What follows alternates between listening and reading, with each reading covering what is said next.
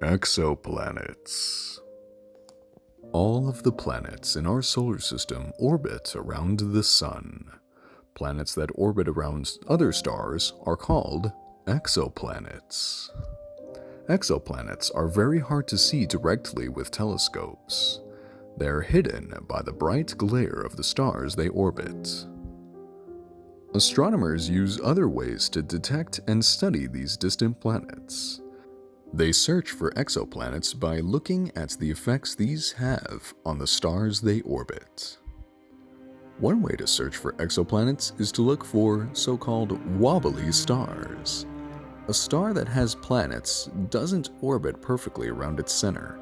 From far away, these off-center orbits make the star look like it's wobbling. Hundreds of planets have been discovered using this method. However, only big planets, such as Jupiter, can be seen this way. Smaller Earth-sized planets are much harder to find because they create only small wobbles that are hard to detect. In 2009, NASA launched a spacecraft called Kepler to look for exoplanets. Kepler looked for planets in a wide range of sizes and orbits. These planets orbited around stars that varied in size and temperature. Some of the planets discovered by Kepler are rocky planets that are at a very special distance from their star. This sweet spot is called the habitable zone, where life might be possible. Kepler detected exoplanets using something called the transit method. When a planet passes in front of its star, it's called a transit. And when the planet transits in front of the star, it blocks out a little bit of the star's light.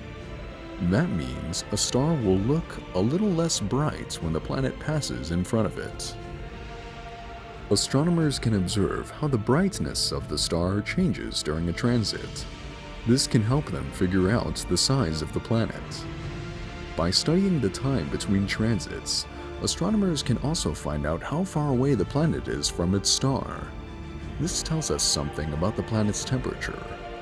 If a planet is just the right temperature, it could contain liquid water, an important ingredient for life.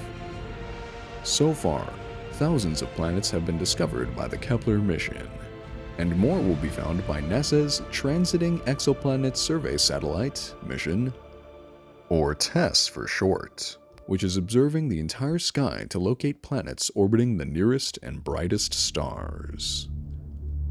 We now know that exoplanets are very common in the universe, and future NASA missions have been planned to discover many more.